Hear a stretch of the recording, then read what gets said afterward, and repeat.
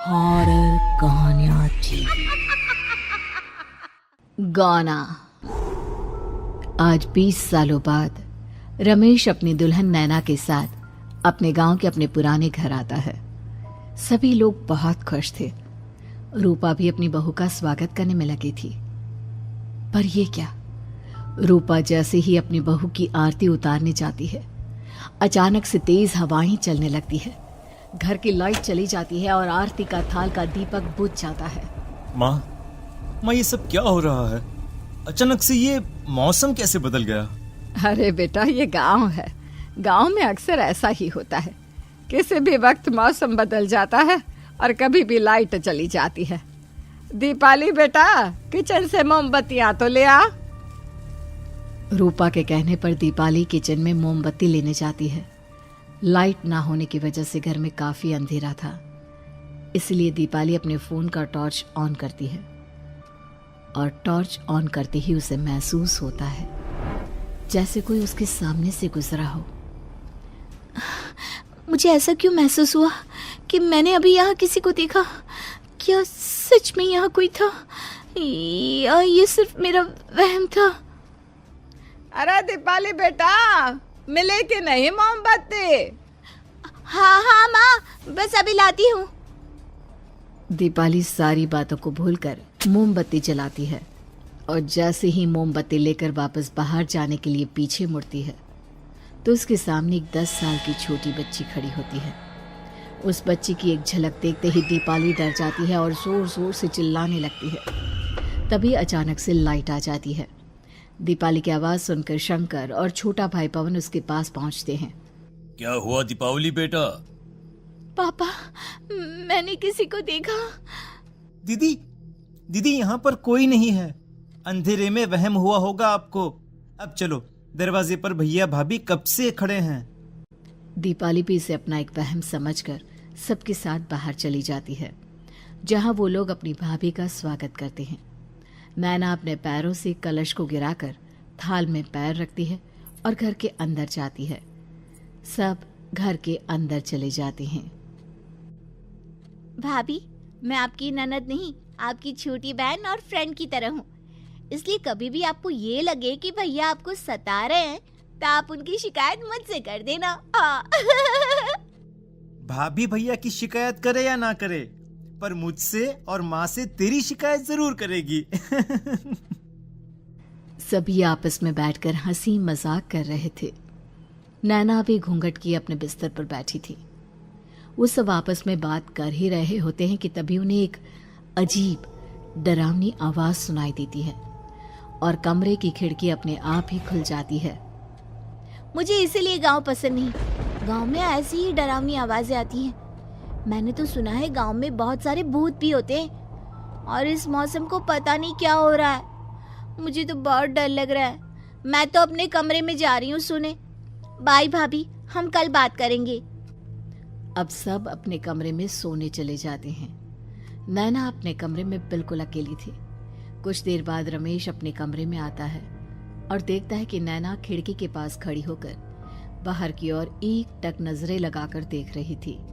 क्या हुआ नैना? बाहर क्या देख रही हो? मैं बाहर का मौसम देख रही हूँ रमेश जी। इस मौसम को देखकर ऐसा लग रहा है जैसे आज कोई अपना बदला लेने के लिए आया है। तुम क्या बोल रही हो? मेरी कुछ समझ में नहीं आ रहा। और वैसे भी रात काफी हो चुकी है, अब हमें भी सो जाना चाहिए। चलो।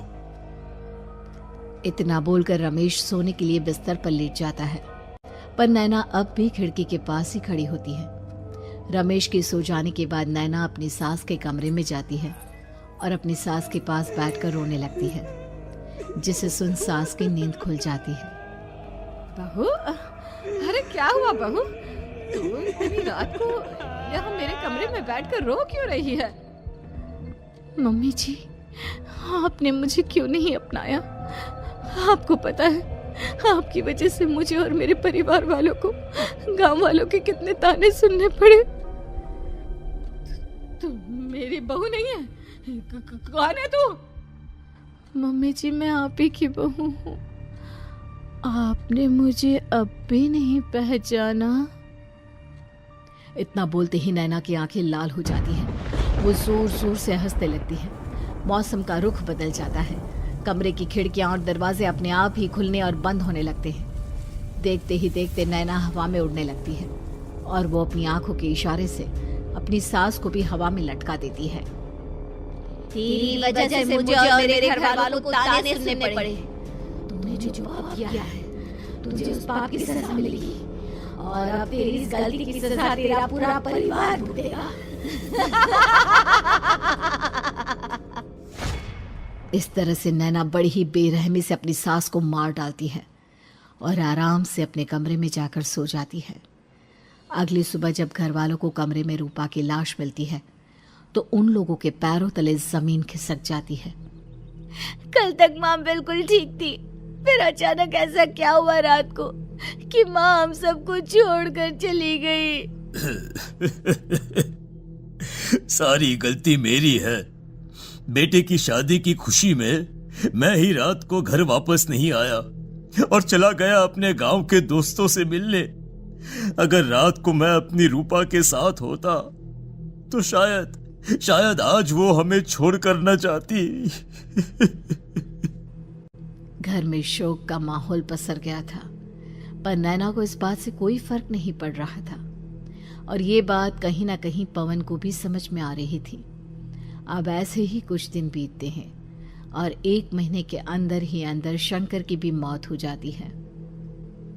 पहले माँ छोड़कर चली गई और अब पिताजी।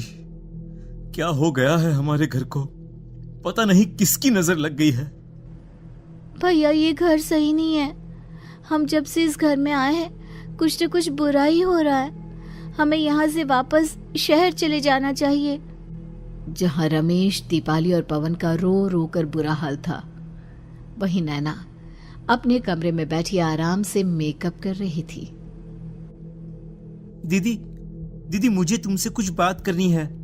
मुझे लगता है कि इन सब के पीछे भाभी का हाथ है। पवन तू ये सब क्या कह रहा है? तू होश में तो है ना?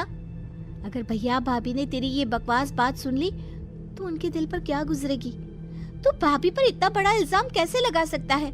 दीदी आप खुद ही देख लो ना। हम जब से इस घर में आए हैं सब कुछ बदल गया है।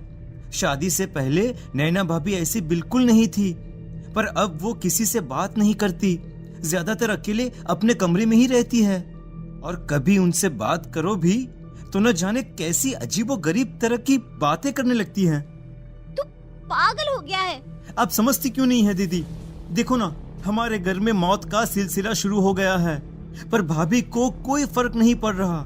वो अभी भी मेकअप कर रही हैं, आराम से खाना खा रही हैं। और दीदी आपको पता है, जिस रात माँ की मौत हुई थी ना, उस रात मैंने भाभी को माँ के कमरे में जाते हुए देखा था। पवन की बातें सुन अब दीपाली के मन में भी शक पैदा होने लगता है और वो इस बारे में रमेश से बात करती है। रात को सब साथ में बैठकर खाना खा रहे थे, तभी कौन हो तुम और तुम ये सब क्यों कर रही हो? क्यों सबकी जान ले रही हो? रमेश जी, ये आप क्या कह रहे हैं?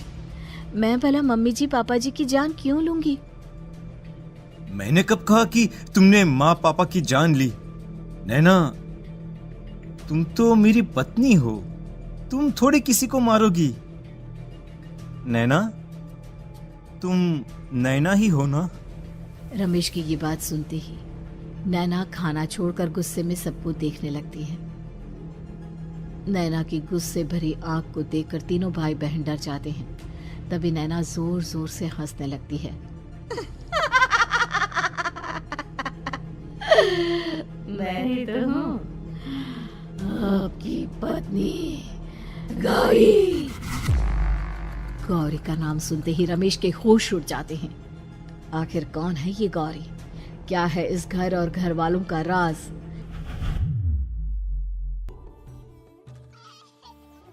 हमारे दोनों बच्चे एक साथ कितने अच्छे लग रहे हैं ना? हाँ, कितने अच्छे दोस्त हैं दोनों। बस बड़े होने के बाद भी इनकी ये दोस्ती बनी रहे तो बच्चे कितने खुश रहेंगे। मैं क्या सोच रहा था कि क्यों ना हम अपनी दोस्ती को रिश्तेदारी में बदल दें। मैं अपने बेटे रमेश की शादी तेरी बेटी गौरी से करना चाहता हूँ। इस तरह हमारे बच्चे भी हमेशा साथ रहेंगे और हमारी दोस्ती भी रिश्तेदारी में बदल जाएगी। शंकर की इस बात से उसके दोस्त को बहुत अच्छा लगता है और वो अपनी बेटी की शादी रमेश से करवाने के लिए तैयार हो जाता है। बहुत जल्द दोनों परिवार मिलकर बचपन में ही रमेश और गौरी की शादी करा देते हैं। अरे शंकर, अपने बच्चों की शादी करवा कर हमने अपनी दोस्ती को रिश्तेदारी में बदल तो लिया, पर मैं चाहता हूं कि अपनी गौरी का गौना 2 साल बाद करूं, ताकि वो थोड़ी समझदार हो जाए। अरे हाँ हाँ दोस्त, बिल्कुल, हमें कोई दिक्कत नहीं है। इसी तरह समय बीतने लगता है। समय के साथ शंकर का कारोबार तरक्की पकड़ लेता है और 2 साल बाद शंकर अपने पूरे परिवार के साथ शहर में शिफ्ट होने की तैयारी कर लेता है। जब यह खबर उसके दोस्त को पता चलती है तो वो शंकर से बात करने उसके घर जाता है। शंकर, 2 साल पूरे हो चुके हैं और अब तू शहर भी जाने वाला है। मैं सोच रहा था कि तेरे शहर जाने से पहले गौरी का गौना कर दूं, ताकि तू अपनी बहू को अपने साथ लेकर जा सके। ये तू कैसी बातें कर रहा है? रिश्तेदारी बराबरी वालों से होती है, और वैसे भी अब मेरा बेटा या मेरा परिवार कोई भी इस रिश्ते को नहीं मानता। ये तू कैसी बातें कर रहा है दोस्त? जब हमने अपने बच्चों की शादी करवाई थी तब हम दोनों ही एक बराबर थे। पिछले 2 साल में तेरा कारोबार थोड़ा सा अच्छा क्या चल गया तो पुराने रिश्ते ही तोड़ देगा। देख भाई, ऐसा मत कर।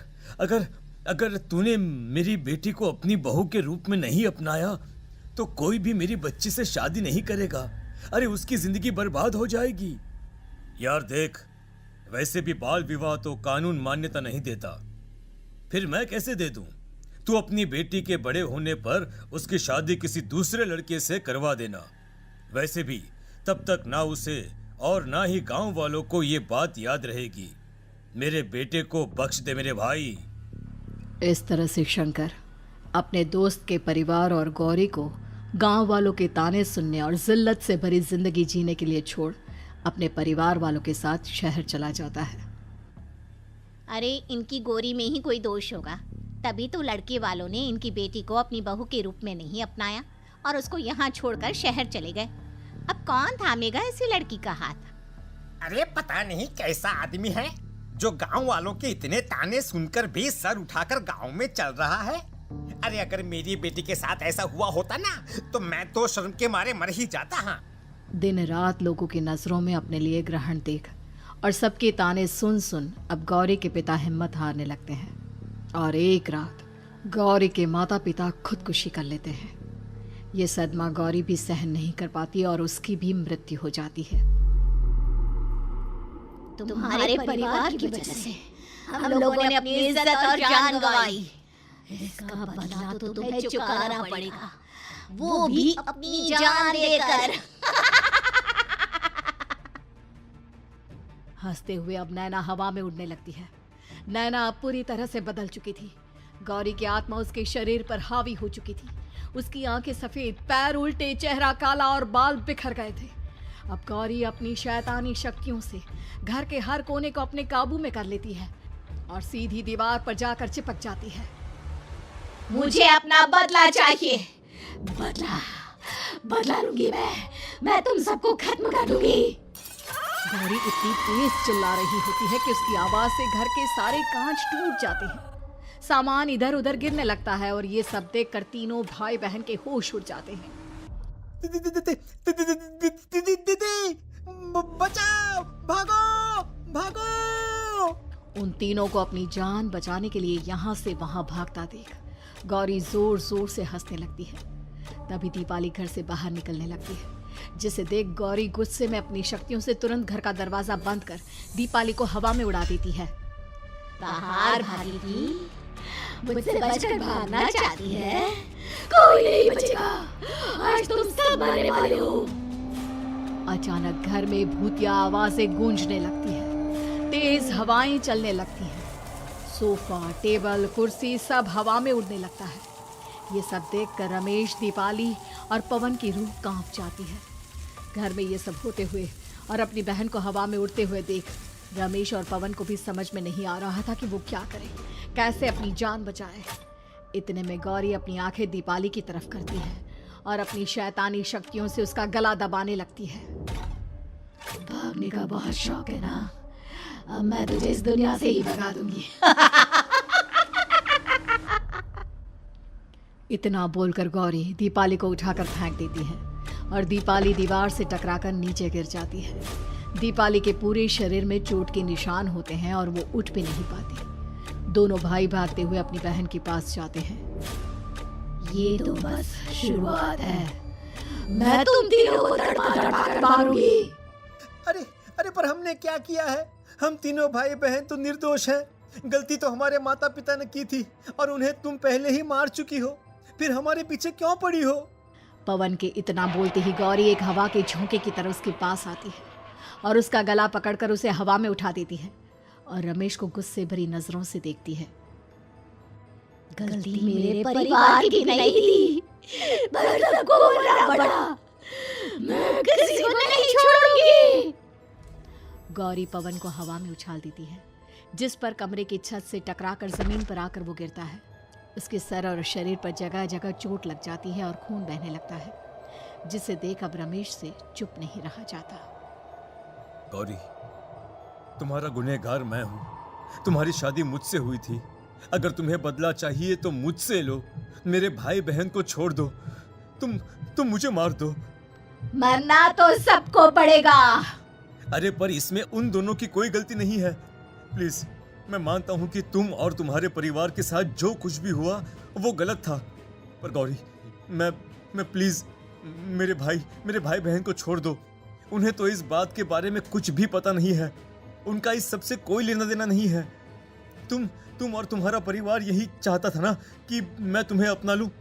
उस समय मैं बच्चा था, मेरे पास इतनी समझ नहीं थी, पर आज मैं तुम्हें तुम्हारे इसी रूप में अपनाता हूं।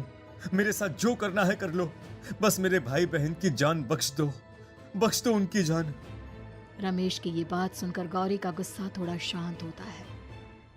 ठीक है, मैं तुम्हारे भाई बहन को नहीं मारूंगी, पर तुम्हें मरना होगा और तुम्हारी आत्मा को मेरे साथ शादी करनी होगी। मुझे मंजूर है। अब रमेश गौरी के साथ छत पर जाता है और छत से नीचे कूद जाता है। रमेश के मरते ही गौरी उसकी आत्मा को अपने साथ ले जाती है और इस तरह से रमेश खुद मरकर अपने भाई बहन को बचा लेता है।